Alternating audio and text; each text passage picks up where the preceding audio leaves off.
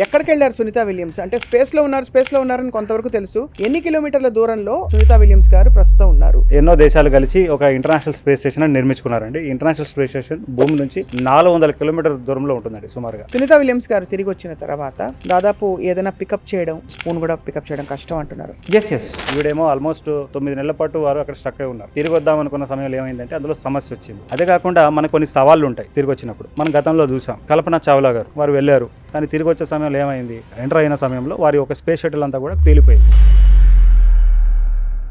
Welcome to healthy journey with మీ స్వప్న, ఎక్స్క్లూజివ్గా మీ సుమన్ టీవీలో. మామూలుగా మనం ఒక దేశం నుంచి ఇంకో దేశానికి వెళ్ళినప్పుడే పరిస్థితులు మారడం వల్ల, టైమ్ జోన్స్ మారడం వల్ల, జెట్ లాగ్ పరిస్థితులు అని చెప్పి మనం చాలా టైం తీసుకుంటాం అక్లమటైజ్ అవ్వడానికి. అలాంటిది అంతరిక్షంలోకి వెళ్ళిన సునీత విలియమ్స్ గారు ఫైనలీ తిరిగి వస్తున్నారనే శుభవార్తతో ఇప్పుడు అందరికీ మెదులుతున్న ప్రశ్నలు. తిరిగి వచ్చాక ఆవిడ ఆరోగ్య పరిస్థితులు ఎలా ఉండబోతున్నాయి, నిజంగా మసిల్ లాస్, అలాగే బ్రెయిన్ డిజోరియంటేషన్ మొదలుకొని చాలా టైం పట్టచ్చు తను నార్మల్ అవ్వడానికని కూడా మనకి వార్తలు వినిపిస్తున్నాయి. అసలు ఏం జరుగుతుంది అంతరిక్ష పరిశోధన కేంద్రంలో, అలాగే నౌక ఏదైతే వెళ్ళిందో అది తిరిగి వచ్చేటప్పుడు వచ్చే పరిస్థితులు ఏమిటి, సునీత విలియమ్స్ గారు ఎప్పుడు వస్తున్నారో ఆవిడ రూట్ మ్యాప్ ఏంటి అన్నీ తెలుసుకుందాం. We have the one and only expert ఈ హెల్దీ జర్నీ గురించి చెప్పడానికి విత్ అస్, రఘునందన్ గారు from planetary society of India. నమస్కారం సార్. నమస్తే అండి. రఘునందన్ గారు, మీరు ఏకైక వ్యక్తి ఈ టాపిక్ పై మాట్లాడడానికి. కాబట్టి మిమ్మల్ని అందరూ కూడా కబలించి సునీత విలియమ్స్ గారికి ఉన్నంత డిమాండ్ మీకు కూడా ఉందని చెప్పాలి. థ్యాంక్ యూ వెరీ మచ్ అండి ఫర్ ద రెస్పెక్ట్. మీరు కూడా ఈ ఫీల్డ్లో జర్నలిస్ట్గా ఎన్నో సంవత్సరాలు, ఎన్నో దశాబ్దాలు అనుకోవచ్చు. ఫస్ట్ నుంచి మొదలు పెడదాం. ఎక్కడికి వెళ్ళారు సునీత విలియమ్స్? అంటే స్పేస్లో ఉన్నారని కొంతవరకు తెలుసు.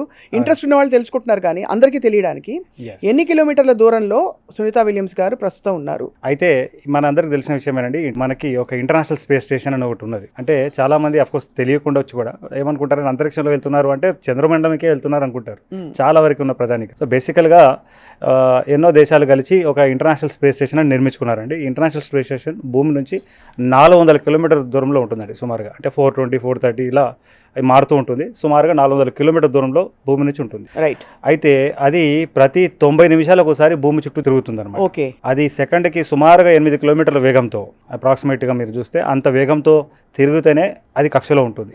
ఒకవేళ అంత వేగంతో అంటే 90 నిమిషాల్లో కనుక భూమి చుట్టూ తిరగకపోతే అది భూమి వాతావరణంలోకి, అంటే భూమి గురుత్వాకర్షణ వల్ల వచ్చి క్రాష్ అయ్యే అవకాశం ఉంటుంది అనమాట. కాబట్టి అంత వేగంతో, అంటే ఇది లోయర్ ఆర్బిట్ అంటారు అనమాట, అంటే LEO అంటారు. సో LEO అనేది 250 నుంచి 2000 కిలోమీటర్ వరకు సుమారుగా ఉంటుంది. ఆ ప్రాంతంలో ఉన్న ఏ ఆబ్జెక్ట్ అయినా సరే భూమి చుట్టూ ప్రతి 90 నిమిషాలు తిరగాల్సింది. సో అట్లాంటి ఒక స్పేస్ స్టేషన్లో ఈ యొక్క వ్యోమగాములు వెళ్తుంటారు, వస్తుంటారు. సో వ్యోమగాములు ఇక్కడ నుంచి ఒక వెహికల్లో వెళ్ళి అక్కడ డాక్ అయ్యి ఆ వెహికల్ లోపలికి వెళ్ళి అక్కడ ఉంటారు, కొంతకాలం బస చేస్తారు. మళ్ళీ ఇది వెళ్ళినప్పుడు అదే టైంలో ఆ 90 సెకండ్స్ ఆ స్పీడ్లో అందుకుని డాక్ అవ్వాలి. అయితే మళ్ళీ ఏమవుతుంది, ఒకవేళ తిరుగు ప్రయాణం చేసినప్పుడు అదే ఏదైతే వెహికల్ వాళ్ళని తీసుకెళ్ళిందో ఆ వెహికల్లోనే వారు మళ్ళీ స్టేషన్లో నుంచి దీని లోపల రావాలి, వచ్చి కూర్చోవాలి. కూర్చున్న తర్వాత అన్డాక్ కావాలన్నమాట, విడిపోవాలన్నమాట. సో ప్రస్తుతం సునీత విలియమ్స్ గారి ఒక తిరుగు ప్రయాణం మొదలైందండి. అంటే ఆవిడ ఇది డాక్ అయ్యి ఈవిడ మళ్ళీ ఈ చిన్న విమానంలోకి అడుగుపెట్టిన. అవునండి. ఇప్పుడు ఈ తిరుగు ప్రయాణం ఏదైతే మనకు ఆమె రెస్క్యూ చేయడానికి ఏదైతే వెహికల్ని పంపించారో, ఏదైతే వ్యోమనౌకను పంపించారో, ఆ వ్యోమనౌకలు ఆల్రెడీ వారు ఇవాళ మార్నింగే వచ్చారు. వచ్చే ముందు ఫేర్వెల్ సెరమనీ జరిగింది. ఫేర్వెల్ సెరమనీ తర్వాత ఫైనల్గా టాటా అని చెప్పుకున్న తర్వాత మొత్తం 4 వ్యోమగాములు కూడా ఈ తిరుగు ప్రయాణంలో ఉన్న ఈ వెహికల్ని క్రీవ్ 9లో వాళ్ళు కూర్చొని ఉన్నారండి. కొద్దిసేపటి క్రితం ఇంటర్నేషనల్ స్పేస్ స్టేషన్ నుంచి అది విడిపోయింది అండ్ ఇప్పుడు మొదలవుతుందండి. ఫేసింగ్ అనే స్టేజెస్ ఉంటాయి. సుమారుగా ఇలా జరిగిన తర్వాత రేపు తెల్లవారుజామున అసలు యాక్షన్ మొదలవుతుంది అనమాట. అది అరౌండ్ 2:21కి 21 AM భారత కాలమాన ప్రకారంగా 2:21 ఈ యొక్క యాక్చువల్ థింగ్స్ అనేది జరుగుతాయి. ఆల్మోస్ట్ 3:21 వారు భూమికి తిరిగి వస్తారని చెప్పుకోవచ్చు. అసలు ఊహించడానికి కూడా మన పరిధిలో లేని విషయాలు చాలా ఉన్నాయి. ఉదాహరణకి తిరిగి వస్తే ఆవిడ స్పూన్ కూడా పట్టుకోవడం కష్టం, మజిల్ లాస్ అయి ఉంటుంది, బోన్ డెన్సిటీ తగ్గిపోయి ఉంటుంది, అసలు డిజోరియంటెడ్గా ఉంటుందని చెప్తారు. మామూలుగా మనం జెట్ లాగ్ అని చెప్తాం, ఇక్కడ నుంచి వేరే దేశానికి వెళ్ళి భూమి మీద ఉండి కూడా మనకు అన్ని గ్రావిటీ కండిషన్స్ నార్మల్గా ఉండి కూడా. ఆ సునీత విలియమ్స్ గారి పరిస్థితి ఎలా ఉండబోతుంది? ఆవిడతో పాటు ఉండే గిల్మోర్ గారిని అందరూ ఇగ్నోర్ చేస్తున్నారు, ఆయన గురించి కూడా మాట్లాడదాం. అవునండి. సో అంతరిక్షంలో ఎట్లాంటి భేదాలు లేవండి, మగ ఆడ అనేది కూడా ఏం తేడాలు లేవు, అందరికీ ఒకేలాగా ట్రీట్మెంట్ ఉంటుంది. కరెక్ట్. సో ఇప్పుడు ఏమిటంటే మీరు అన్నమాట నిజమే, మనం కేవలం ఇక్కడ నుంచి ఇండియా నుంచి అమెరికా వెళ్ళినా మనకు ఒక 18 గంటలు ట్రావెల్ చేస్తేనే మనకు 3 రోజుల పాటు జెట్ లాగ్గా ఉండి, డిసోరియంటెడ్గా ఉండి, వామిటింగ్ సెషన్స్ వచ్చి చాలా మందికి చాలా ఇది వస్తాయి. మరి ఈవిడేమో ఆల్మోస్ట్ 9 నెలల పాటు, అంటే సునీత విలియమ్స్ కానీ బుష్ విల్మర్ కానీ 9 నెలల పాటు వారు అక్కడ స్టక్ అయి ఉన్నారు. అంటే స్టక్ అయి ఉన్నారు అంటే అది కూడా ఒక బ్యాక్గ్రౌండ్ చెప్పుకోవాలండి. అంటే అసలు ఎందుకు వెళ్ళారు, ఈ యొక్క స్టార్ లైనర్ అనే ఒక వ్యోమనౌకని అది మొదటిసారిగా టెస్ట్ చేయడానికి ప్రయోగించి వారు వెళ్ళారండి. జూన్ 6 నాడు వెళ్ళారు. అయితే తిరిగి వద్దాం అనుకున్న సమయంలో ఏమైందంటే అందులో సమస్య వచ్చింది. ఆ వెహికల్ని తిరిగి రావడానికి ఉపయోగంగా ఉండదని చెప్పేసి ఏం చేశారు, దాన్ని ఖాళీగా పంపించారు. సో ఆల్మోస్ట్ జూన్ నుంచి వారు వెయిట్ చేస్తున్నారు. వారిని రెస్క్యూ చేసుకోవడానికి సెప్టెంబర్లోనే, అంటే ఈ క్రూ 9 అని మాట్లాడుకుంటాం కదా, ఇది సెప్టెంబర్లోనే అక్కడికి వెళ్ళిందండి. రైట్. సో మీరు అడిగిన ప్రశ్నకి ఎందుకు ఇంతకాలం అని చూసుకున్నట్లయితే యాక్చువల్లీ సెప్టెంబర్ నుంచి వెయిట్ చేస్తూ ఉంది. సెప్టెంబర్ నుంచి మార్చ్ వరకు వెయిట్ చేస్తున్నారు. మార్చ్లో మొన్న క్రూ 10 అనే ఒక వ్యోమగాములు అందులో వెళ్ళిన తర్వాత ఈ క్రూ 9 ఇప్పుడు తిరిగి వస్తుంది. అంటే ప్రెసిడెంట్ ట్రంప్ కూడా అన్నట్టు అంటే ఆయన కూడా స్వయంగా కలగ చేసుకున్నట్టు తెలుస్తుంది. ఇలాన్ మస్క్ ఇంటర్వెన్షన్తో ఇది జరుగుతోందని చెప్పి అనుకుంటున్నారు అందరూ. అంటే అది కొద్ది రాజకీయం చేస్తున్నారండి. అంతేనా? అంతే తప్ప ఆవిడ రావాల్సి రాసిపెట్టుంది, ఆవిడ వస్తుంది. రావాల్సి రాసిపెట్టుంది కాదు, ఆల్రెడీ ఏర్పాటు జరిగింది. ఇప్పుడు ట్రంప్ ఎప్పుడు వచ్చారంటే డిసెంబర్లో వచ్చారు వాళ్ళ ఎలక్షన్స్. సో ఎలాన్ మస్క్ ఇప్పుడు మనం చూస్తూ ఉన్నాం. యాక్చువల్గా సునీత విలియమ్స్ని తిరిగి తీసుకురావడానికి సెప్టెంబర్లోనే ఇక్కడ నుంచి వెహికల్ వెళ్ళింది. ఆ వెళ్ళే సమయంలో ఈ క్రూ 9 వెళ్ళింది. ఆ వెళ్ళే సమయంలో యాక్చువల్గా 4గురితో వెళ్ళాలి అది. అయితే అందులో కేవలం ఇద్దరు వ్యోమగాములు 2 ఖాళీ సీట్లతో వెళ్ళింది అది సెప్టెంబర్లో. సో సెప్టెంబర్ నుంచి వెయిట్ చేస్తున్నారు. అలా ఆ వెహికల్లో వెళ్ళిన ఆ 2 వ్యోమగాములు ఈ స్ట్రక్ అయి ఉన్న సునీత విలియమ్స్ అండ్ విష్ విల్మోర్ బయలుదేరారు. సో వాళ్ళ కండిషన్స్ ఎలా ఉండబోతున్నాయి చెప్పండి. అంటే ఇదివరకు సునీత విలియమ్స్ గారు వెళ్ళారా? అంటే అంత దూరం వెళ్ళి తిరిగి వచ్చి సక్సెస్ఫుల్గా అలా జరిగిందా? ఇది ఫస్ట్ మేజర్ ట్రిప్ అని చెప్పచ్చు. లేదండి, ఆమె ఇప్పటికే షీ హ్యాస్ ఎ రికార్డ్.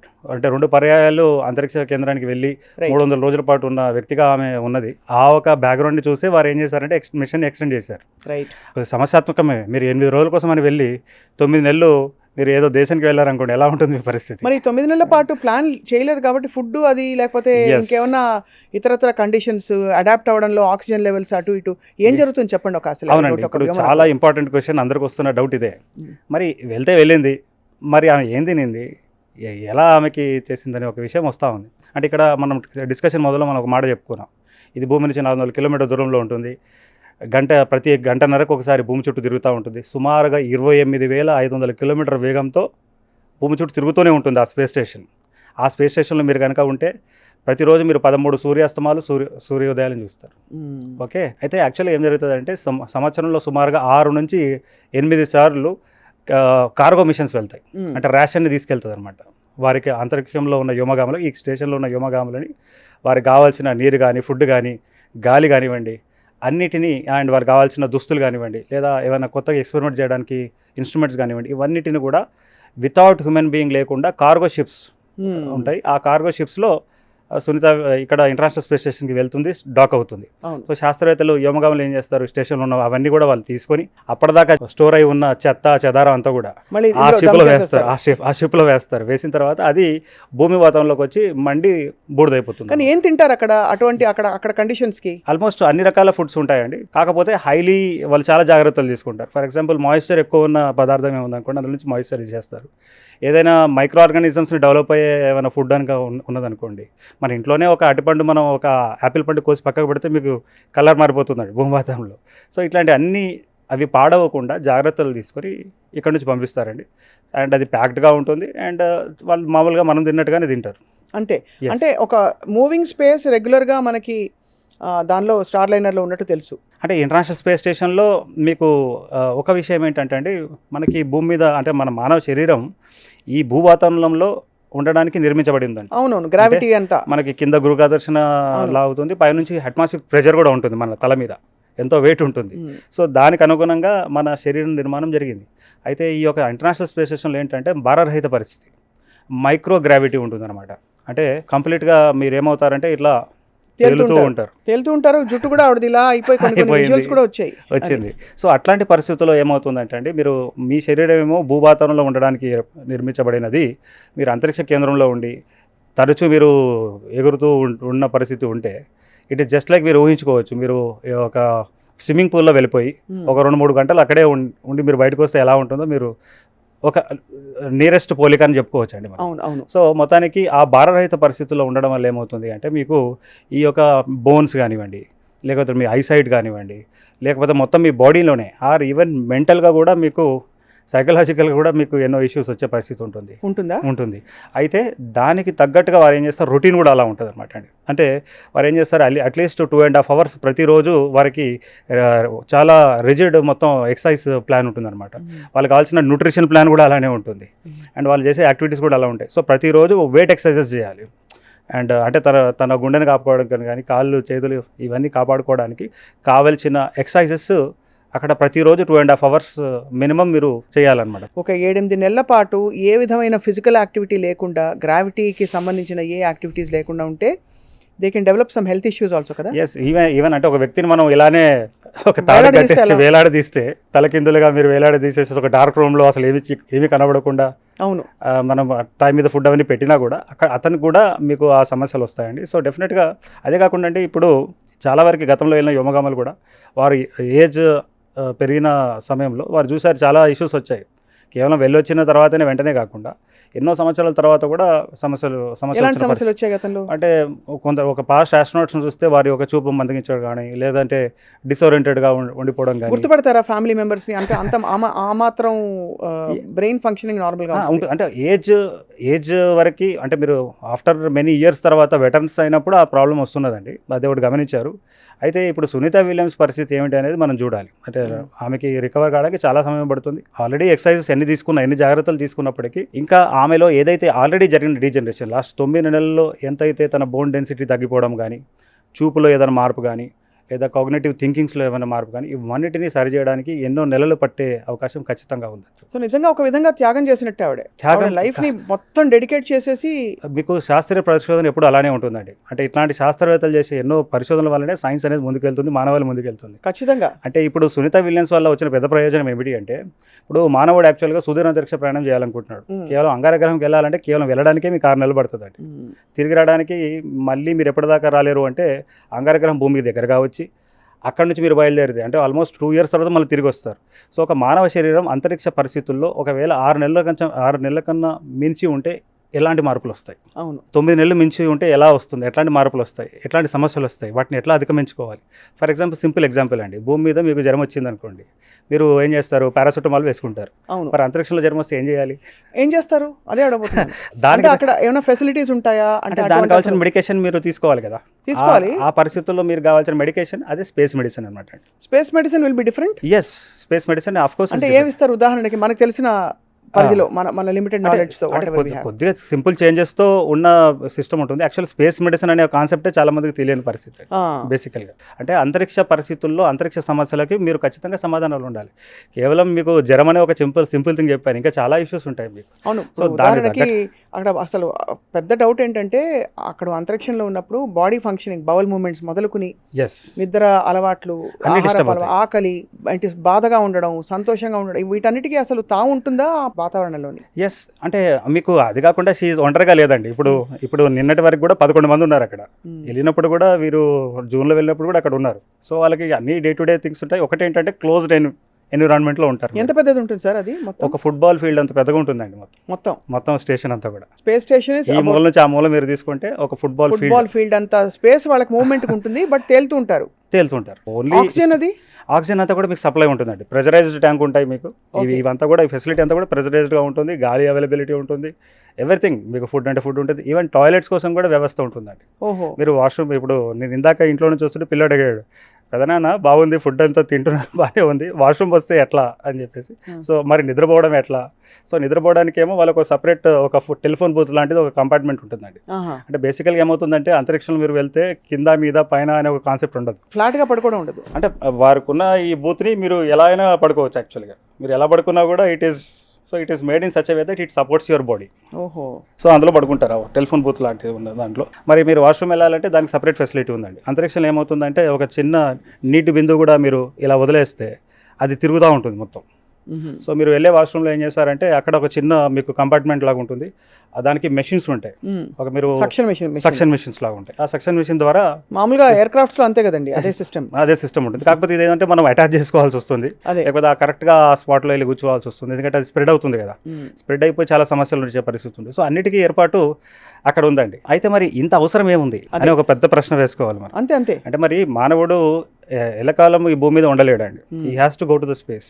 అంటే స్టీఫెన్ హాకింగ్ గారు ఏమన్నారంటే, మనకి 2 టైమ్ లైన్స్ ఇచ్చారు. 200 సంవత్సరాల, ఇంకో 200 సంవత్సరాలు భూమి నివాసయోగ్యంగా ఉండదు. ఆల్రెడీ మనం ఢిల్లీలో చూస్తున్నామండి, ఇక్కడ చూస్తున్నాం, అతివృష్టి అనావృష్టి చూస్తూ ఉన్నాం. ఇంకా ఒక 1000 సంవత్సరాలు ఒక సమయం ఇచ్చాడు ఆయన, 200 to 1000 years.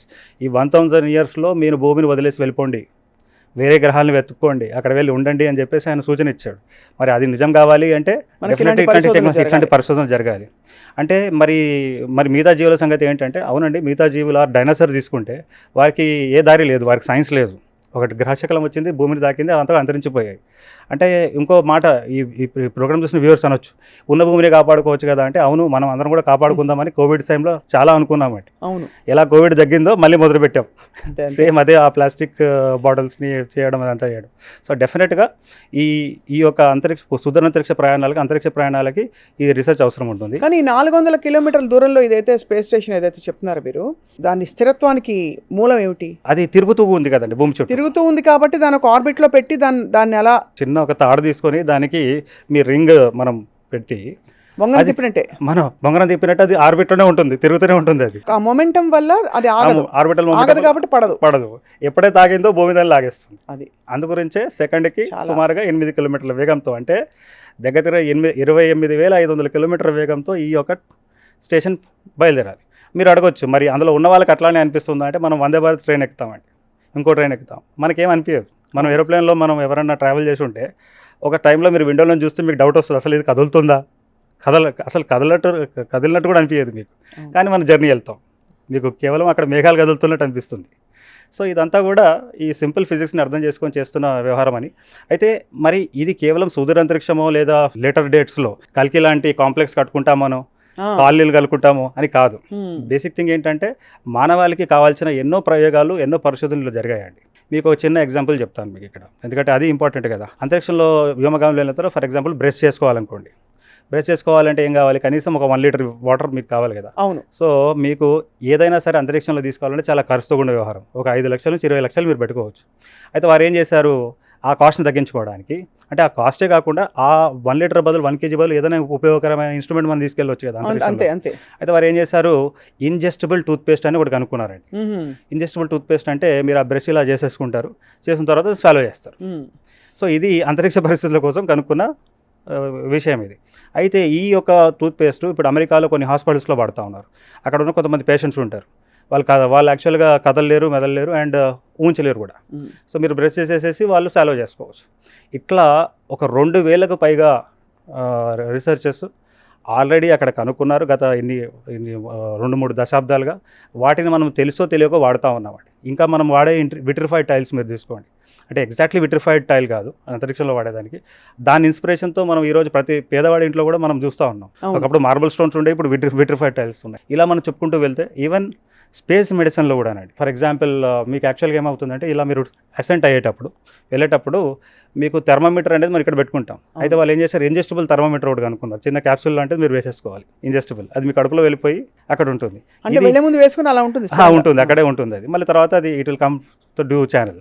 అయితే ఇప్పుడు ఏం చేశారు, ఆ ఒక ఇంజెస్టబుల్ థర్మోమీటర్ని స్పోర్ట్స్ పర్సన్స్కి ఇస్తున్నారు అమెరికాలో.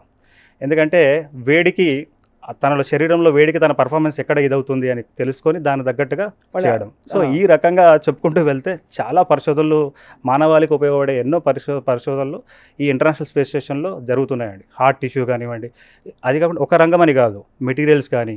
ఎందుకంటే ఫ్యూచర్లో మనుషులే కదా అంతరిక్షంలో వెళ్ళి ఉండాలి. మనకు కావాల్సిన పరిస్థితులన్నీ మనకి ఇక్కడ ఎలాంటి ఉన్నాయో, ఈవెన్ అగ్రికల్చర్ కూడా, స్పేస్ అగ్రికల్చర్ అంటే ఇప్పుడు మొక్కలు మనం ఎక్కడ వెళ్ళాలన్నా తినాలి కదా, ఫుడ్ తినాలి కదా. సో ప్రతిసారి ఇలా 3 నెలలకు ఒకసారి మీరు మార్స్కి వెళ్తే మీకు అవకాశం ఉండదు. సో మీరు ఆ పంట అంతరిక్షంలోనే మీ యొక్క కేంద్రంలో మీరు పండించుకోవాలి. సో ఇట్లాంటి ఎన్నో పరిశోధనలు అక్కడ జరుగుతూ ఉన్నాయండి. దానికి సునీత విలియమ్స్ బెస్ట్ ఎగ్జాంపుల్. ఇక్కడ చాలా కొన్ని మౌలిక డౌట్లు వస్తాయి. ఎలా అయితే మనకి ఇప్పుడు వైరస్ మనకి వాతావరణంలో ఉంది కాబట్టి మనకి జలుబులు, దగ్గులు, కడుపు నొప్పి, జ్వరం ఇవన్నీ వస్తాయి. అక్కడ మనకు అంత స్టెరైల్ కండిషన్స్లో ఏ మైక్రో ఆర్గానిజమ్స్కి తావు ఉంటుందంటారు, అంటే ఫర్ ఎనీబడి టు ఫాల్ ఇల్ అసలు ఫస్ట్ ఆఫ్ ఆల్? అదే కదండి, ఇప్పటికీ చాలా తొలినాళ్ళల్లో చాలా ఇష్యూస్ వచ్చాయి. ఎలా ఆవిడక అక్కడ ఈ ఇంటర్నేషనల్ స్పేస్ స్టేషన్ ప్రోగ్రామ్ అని మొదలుపెట్టిన తొలినాళ్ళలోనే ఈ ఒక ఇష్యూ వచ్చింది. ఏమిటి? అండ్ మనకి హాలీవుడ్లో సినిమాలు కూడా వచ్చాయి.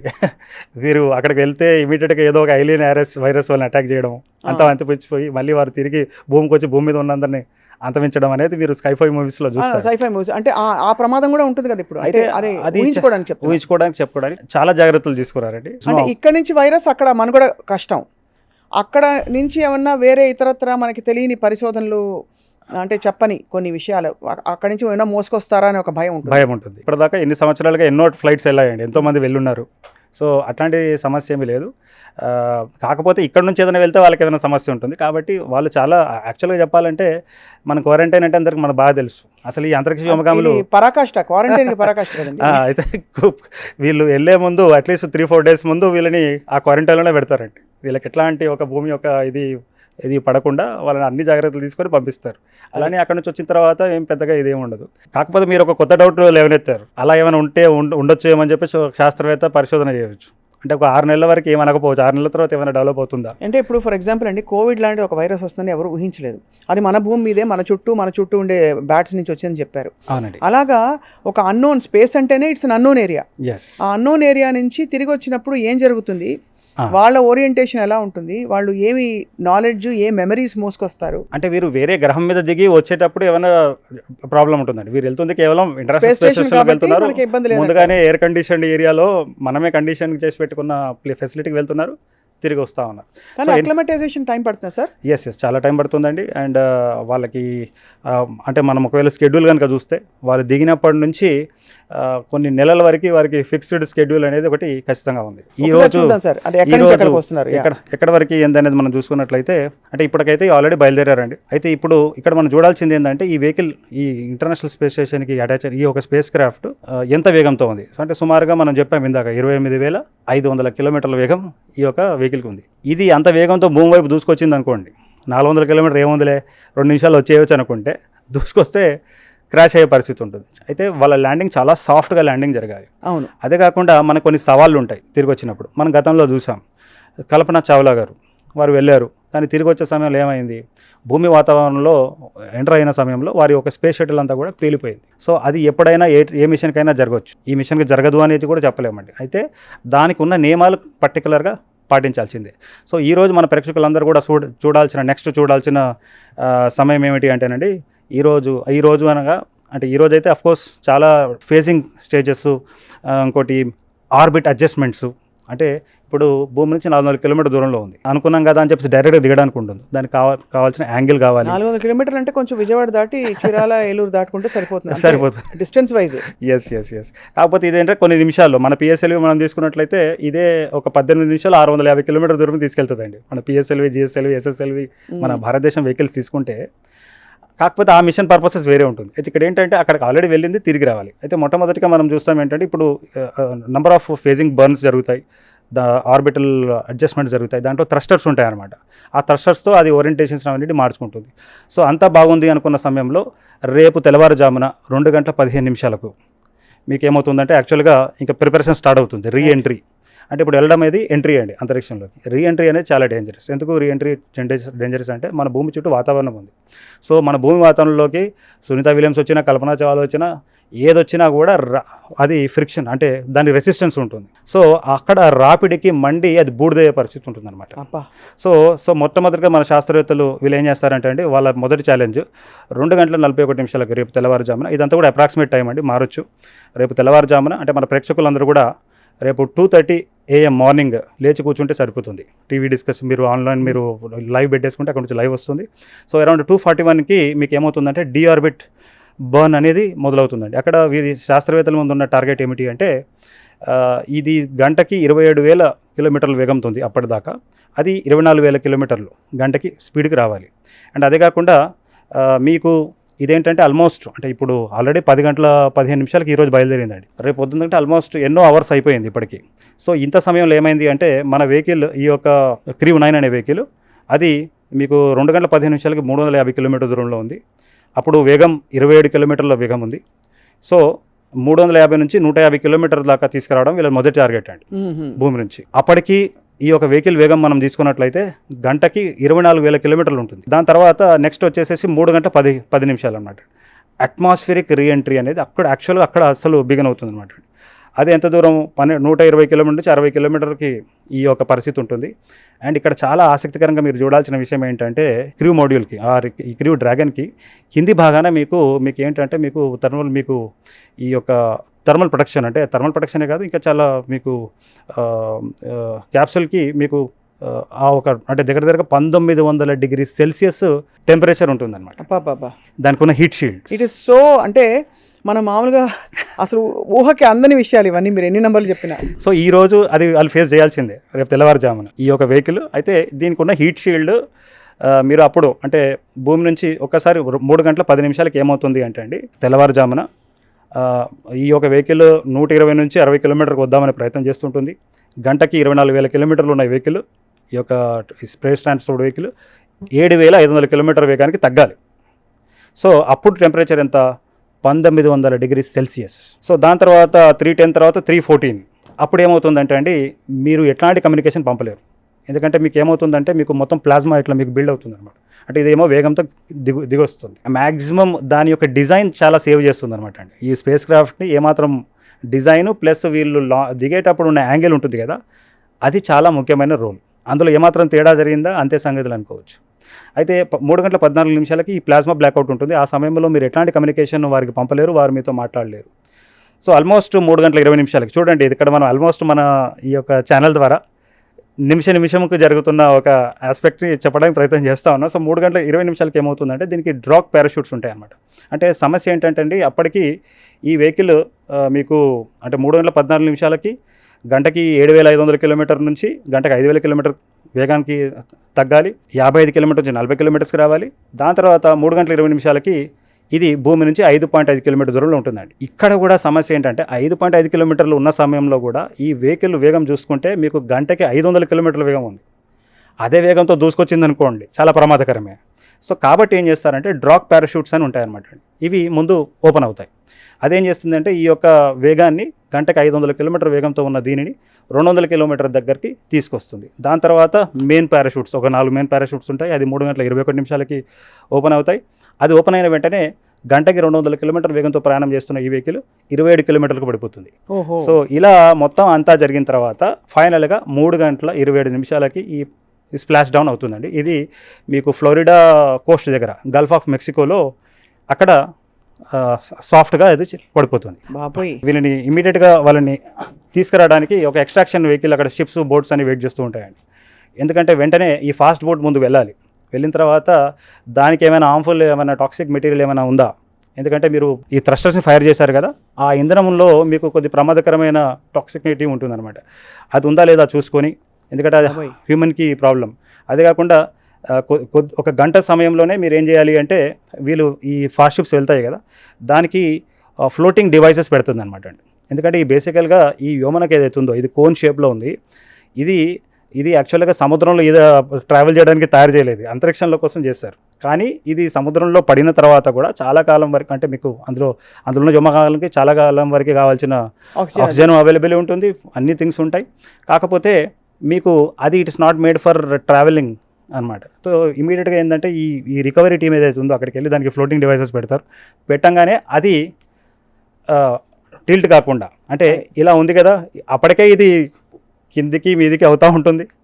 అండ్ మొత్తం టిల్ట్ ఓవర్ అయిపోయి కాకుండా ఉండడానికి కావాల్సిన జాగ్రత్తలు వీళ్ళు పెడతారు. తర్వాత ఆల్మోస్ట్ ఒక 1.5 అవర్లో ఈ హ్యాచ్ ఓపెన్ చేయడము, తిరుగుని ఎక్స్ట్రాక్ట్ చేయడము, ఇమీడియట్గా వాళ్ళు ఉన్న లొకేషన్ని బట్టి హెలికాప్టరో లేకపోతే బోటో అందులో వారిని తీసుకెళ్ళిపోయి చేయడం. సో ఇలా తీసుకెళ్ళి ముందు అక్లిమటైజ్ చేయడానికి అన్ని చేస్తారు. మనం ఇక్కడ లే లద్దాఖ్ వెళితేనే ఒక రోజు అక్లిమటైజేషన్ డే అంటారు. ఏమిటి, ఇక్కడ మన భూమి మీద ఉండి కొద్దిగా ఆల్టిట్యూడ్ డిఫరెన్స్, బట్ అక్కడికి వెళ్ళి మరి తిరిగి రావడం అంటే వాళ్ళకి ఇప్పుడు రిజిస్టర్ అయి ఉంటుందా తిరిగి వస్తున్నట్టు? ఆల్రెడీ ఇప్పుడు బయలుదేరారు వాళ్ళు. అంటే she very conscious of what is happening. అంటే కాన్షియస్ అంటే నేను అలాంటి కాన్షియస్నెస్ కాదు, నేను స్పృహలో ఉన్నారా అని అడగట్లేదు. ఆవిడకి జరుగుతున్న పరిణామాల క్రమం అంతా కూడా వాళ్ళ కంటి ముందు కనిపిస్తుంది. ప్రతి డేటా కూడా యాక్చువల్గా గ్రౌండ్ లో ఉన్న స్టేషన్ అధికారులకి, సైంటిస్టులకి, వీరికి అనుసంధానం ఉంటుంది, ఆ కమ్యూనికేషన్ ఉంటుంది. ఎప్పుడు ఉండదు అంటే తిరిగి ప్రయాణంలో వస్తున్నప్పుడు చివరి 7 నిమిషాల పాటు ఎట్లాంటి కమ్యూనికేషన్ ఉండదు. ఆ టైంలో ఇంకా దేవుడే దిక్కు అనుకోవాలి. అంటే నిజంగా ఈ టైంలో నిజంగా మీరు అన్నట్టుగా కల్పనా చావ్లా గారు వచ్చినప్పుడు జరిగిన ఒక పరిణామం. సో వచ్చి ల్యాండ్ అయ్యే వరకు కూడా మనం ప్రాణాలు అరచేతిలో పెట్టుకున్నట్టే వాళ్ళు. అవునా కదా? Yes, of course. అంటే దేవుడే దిక్కు అని చెప్పేసి మీరు వదిలేసే కుదరదు, దానికి కావాల్సిన జాగ్రత్తలు తీసుకోవాలి. అంటే ఇంత పెద్ద అంతరిక్షంలో రఘునందన్ గారు, మీరు సైన్స్ పర్సన్ కాబట్టి అడుగుతున్నాను, మరి భగవంతుడు, దేవుడు, సృష్టికర్త ఇవన్నీ ఈ ఆస్పెక్ట్స్ అన్నీ వస్తాయా? నాకు పెద్ద అంటే వస్తాయంటే అది వ్యక్తిగతం అండి ఒక వ్యక్తికి. కాకపోతే సైన్స్కి ఒక ఇది ఉంటుంది కదా, వారికి ఒక స్టేట్మెంట్ ఉంటుంది. ఇప్పుడు ఈ యూనివర్స్ మీరు యాక్చువల్గా ఎలా ఈ సోలార్ సిస్టమ్ ఏర్పడింది అంటే సోలార్ నెబులా ఎలా ఏర్పడిందంటే గెలాక్సీ ఇలా మనం చెప్పుకుంటూ వెళ్ళొచ్చు. సో ఫైనల్గా ఎలా ఏర్పడింది అంటే it has create from nothing అని అంటారు. దెర్స్ నో క్రియేటర్ అని వస్తుంది. సరే అఫ్కోర్స్ అది వేరే డిస్కషన్ అయినప్పటికీ ఈ రోజు వరకు చూసుకున్నట్లయితే ఇదంతా కూడా చాలా ఎప్పుడు జరిగే విషయమేనండి. కానీ ఎప్పుడు ఏం జరుగుతుందో తెలియదు. ఎందుకంటే ఇప్పుడు స్టార్ లైనర్ అలా అవుతుందని వారు అనుకోకుండొచ్చు, కానీ సమస్య వచ్చింది. సో ఏ సమస్య వచ్చినా కూడా ఇది ఫ్యూచర్లో వెళ్ళే వ్యోమగాములకు చాలా ఉపయోగపడుతుంది. అండ్ ముఖ్యంగా మన భారతదేశం కూడా ఇప్పుడు సొంత గడ్డ మీద నుంచి సొంత వెహికల్ ద్వారా సొంత క్రూ మోడ్యూల్ ద్వారా మనము మన వ్యోమగాములను అంతరిక్షంలో తీసుకెళ్దామనే ఒక ప్రయత్నం నెక్స్ట్ 2 yearsలో చేయబోతున్నామండి. దానికి కావాల్సిన అన్మాన్డ్ మిషన్స్ మనుషులు పంపకుండా వ్యోమమిత్ర అనే ఒక రోబోట్ని పెట్టేసి నెక్స్ట్ 2 yearsలో అంటే ఈ ఇయర్ ఎండ్ కల్లా లేదా నెక్స్ట్ ఇయర్ అన్మాన్డ్ మిషన్ మనం చేస్తాం ఫస్ట్. అలా 2 సార్లు చేసి చాలా టెస్టులు అవన్నీ చేసిన తర్వాత నెక్స్ట్ 2 yearsలో మన భారతీయ వ్యోమగాములు అంతరిక్షంలోకి వెళ్తారు. ఇంటర్నేషనల్ స్పేస్ స్టేషన్కి వెళ్ళరు. భూమి చుట్టూ 7 రోజుల పాటు తిరిగి మళ్ళీ గుజరాత్ కోస్ట్లో వెళ్ళడం. శ్రీహరికోట నుంచి వెళ్తారు. గుజరాత్ కోస్ట్లో సముద్రంలో వాళ్ళు అవుతుంది. గుజరాత్ మాత్రం ఉండాల్సింది. అంటే వారికి కావాల్సిన ఎక్స్ట్రాక్షన్ అంటే అది గుజరాత్ ఆ రకంగా రాలేదండి. అది అక్కడ ఆ లొకేషన్ ప్రాపర్గా ఉందని. అయితే మొత్తానికి వాళ్ళకి కావాల్సిన టెస్ట్ని చంద్రయాన్ 3 తర్వాత మనం చూస్తే విశాఖపట్నంలో అంటే ఒకసారి ఈ క్రూ మోడ్యూల్ అంతరిక్షం వెళ్ళి దిగొచ్చిన తర్వాత దాన్ని ఎలా క్యాచ్ చేయాలి, ఎలా దాన్ని రిట్రీవ్ చేయాలనే ఒక ఎక్స్పెరిమెంట్ని మన విశాఖపట్నం కోస్ట్లో మన నేవీ వాళ్ళు చేశారు 2 years క్రితం. సో ఈ టెస్టులు ఇవన్నీ జరుగుతూనే ఉన్నాయి. అండ్ ఇంకో విషయం అండి, ఇప్పుడు ఈ మిషన్ అయిపోయింది. ఇప్పుడు నెక్స్ట్ ఒక 3-4 monthsలో ఒక భారతీయ వ్యోమగామి ఇంటర్నేషనల్ స్పేస్ని వెళ్తున్నాడు. శుభాంశు శుక్లా అని చెప్పేసి అతను యాక్చువల్గా గగన్యాన్ కోసం మనం తయారు చేసుకున్నాము అతన్ని. కాకపోతే బైడెన్ ప్రభుత్వం ఏం చేసింది, మీకు ఇందాక చెప్పాను రాజకీయం అని చెప్పి. సో ప్రధానమంత్రి మోదీ గారు అమెరికా వెళ్ళినప్పుడు అక్కడ రాష్ట్రపతి వాజ్ బైడెన్. ఆయన అన్నాడు, మేము మీ ఇండియా నుంచి ఒక వ్యోమగామిని మేము ఇంటర్నేషనల్ స్పేస్ స్టేషన్ పంపిస్తాం. అంటే కారణం ఏంటంటే ఇప్పుడు యాక్చువల్గా రష్యా వైదొలుగుతుందండి ఇంటర్నేషనల్ స్పేస్ స్టేషన్ నుంచి. అవును, ఎందుకంటే యుక్రెయిన్ వార్ తర్వాత they don't want be in the station, వాళ్ళు సొంతంగా నిర్మించుకోవాలనుకుంటున్నారు. సో ఇప్పుడు రష్యాని రిప్లేస్ చేయాలంటే ఎవరు ఉండాలి? అది భారతదేశమే. So geopolitics. సో ఇప్పుడు శుభాంశు శుక్లా అనే ఒక వ్యోమగామి మన భారతీయుడు, భారత సంతతి కాదు, భారతీయుడే, ఇండియన్ సిటిజన్. సో ఆల్రెడీ అతను ఈ నెక్స్ట్ 3 monthsలో వెళ్తాడు. దానికి యాక్సియం 4 అనే నామం పెట్టారండి. దానికి వెహికల్ దీనికి అది ఒక ప్రైవేట్ వెహికల్. సో ఏదేమైనప్పటికీ అంతరిక్ష పరిశోధనలో మానవాళికి చాలా ఉపయోగపడుతున్నాయండి. అది నేను ముఖ్యంగా ఈ సునీతా విలియమ్స్ గారి సాహసం మాత్రం హ్యాట్స్ ఆఫ్ అండి. ఆవిడ కుటుంబం ఉంది, భర్త, పిల్లలు కూడా ఉన్నారు. సో అన్ని అంటే గొప్ప విషయం ఏంటంటే ఆమె ఏజ్ ఏంటండి ఇవాళ 59 years. 59 సంవత్సరాలకి ఆవిడ అంత సాహసోపేతంగా వెళ్ళి జీవితాన్ని ధారపోసి దాదాపు ఈ పరిశోధనకి ఏదైనా జరిగి ఉండొచ్చు. ఈ క్రమంలో ఆవిడ భూమి మీదకి వచ్చేలోపు ఏదైనా జరగకూడదని ఆశిద్దాం. తప్పకుండా ఆవిడ సురక్షితంగా రావాలి, నేర్చుకున్నవన్నీ కూడా ఆవిడ మనకి నేర్పాలని చెప్పి కోరుకుందాం. Raghunandan garu, it's a great learning for us, ఇట్లా నోయింగ్ సో మెనీ థింగ్స్ మీ నుంచి వాళ్ళు తెలుసుకోవడం. సో మొత్తానికి అయితే స్పేస్ మెడిసిన్ చాలా ఇంట్రెస్టింగ్ ఉంది. ఇంకేమో ఉంటాయి సార్? 2-4 పాయింట్లు చెప్పండి స్పేస్ మెడిసిన్లో. ఒకటి ఆ థర్మోమీటర్ చెప్పారు. ఒకటి యాక్చువల్గా 2000 ఉన్నాయండి. 2000 పరిశోధనలు ఉన్నాయి. ఈవెన్ ఫర్ ఎగ్జాంపుల్ ఇప్పుడు క్యాన్సర్ సెల్ ఉందండి. ఇప్పుడు భూమి మీద శాస్త్రవేత్తలు ఎంతో ప్రయత్నం చేస్తూ ఉన్నారు. ఈ క్యాన్సర్ సెల్ని మనము భారరహిత పరిస్థితుల్లో తీసుకెళ్ళి దాని ఒక చిక్కుముడిని మనం విప్పొచ్చా అనే ప్రయోగం కల్పన చావ్లా సమయంలోనే జరిగింది. అంటే భూమి మీద ఒక రకంగా బిహేవ్ చేస్తుంది కొన్ని ప్రాణాంతకమైన డిసీజెస్.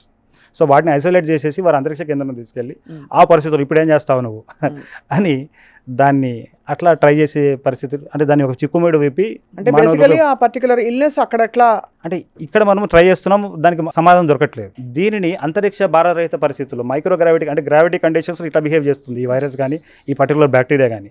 దీన్ని మనము అంటే మనకి ఎంత చేసినా అంతు చిక్కట్లేదు. అదే అంతరిక్ష కేంద్రంలో తీసుకెళ్ళిపోయి దాన్ని ఆ భారరహిత పరిస్థితుల్లో మనం కనుక దాన్ని స్టడీ చేస్తే కొత్తగా దాన్ని ఎలా నిర్మించాలో మనం నేర్చుకోవచ్చు. సో ఇట్లాంటి ఎన్నో థింగ్స్ ఉన్నాయి.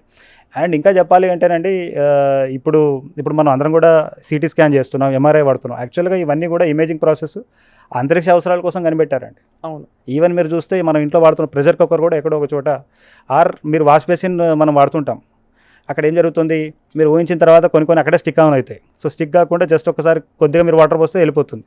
అదే నార్మల్ సర్ఫేస్లో ఉంటే అట్లనే స్టిక్ అయి ఉంటుంది మీకు. రైట్. సో అదే కాకుండా మెటీరియల్ సైన్సెస్లో కూడానండి, అంటే చాలా లైట్ వెయిట్ ఉండాలి అండ్ మనం ఎక్కువ ఇది చేసుకోగలగాలి. అండ్ నిన్న నేను నైట్లో కూడా చదివాను, మీరు యాక్చువల్గా ఏంటంటే చాలా చిన్న శబ్దాన్ని కూడా వినడానికి ఒక మైక్రోఫోన్ని వారు కొన్ని సెన్సర్స్తో ఒకటి కనుక్కున్నారండి అంతరిక్షంలో పరిస్థితి. దాన్ని అక్కడ రైతులు వాడుతూ ఉన్నారు. ఈ బీస్ ఉంటాయి కదా, ఈ బీస్ అనేది మనకు పాలినేషన్కి, అంటే మీ పంటలు సరిగా పండాలి అంటే బీస్ ఒక రోల్ చాలా ఉంటుంది. సో వాటి యొక్క స్థావరాలు ఎక్కడున్నాయి, అవి అంతమించిపోకుండా దాన్ని ముందుగా మీరు తెలుసుకోగలిగితే వాడిని కాపాడుతారు, దాన్ని కాపాడి మీరు చేయగలుగుతారు. అయితే దానికోసము అంతరిక్షంలో వాడుతున్న టెక్నాలజీని వారు ఇక్కడ వాడుతూ ఉన్నారు. సో చాలా విషయాలు స్పేస్ నుంచి మనం నేర్చుకుంటూనే ఉన్నాం. నిజంగానే సురక్షితంగా సునీత విలియమ్స్ గారు, ఆవిడ బృందం అందరూ, మన బృందం పేరు ఎప్పుడు చెప్పుకోవట్లేదు, because she is leading the team. తప్పకుండా అందరూ తిరిగి రావాలని చెప్పి సేఫ్గా తిరిగి రావాలి. Thank you so much Raghunandan గారు for a very very informative healthy journey with me. Thank you.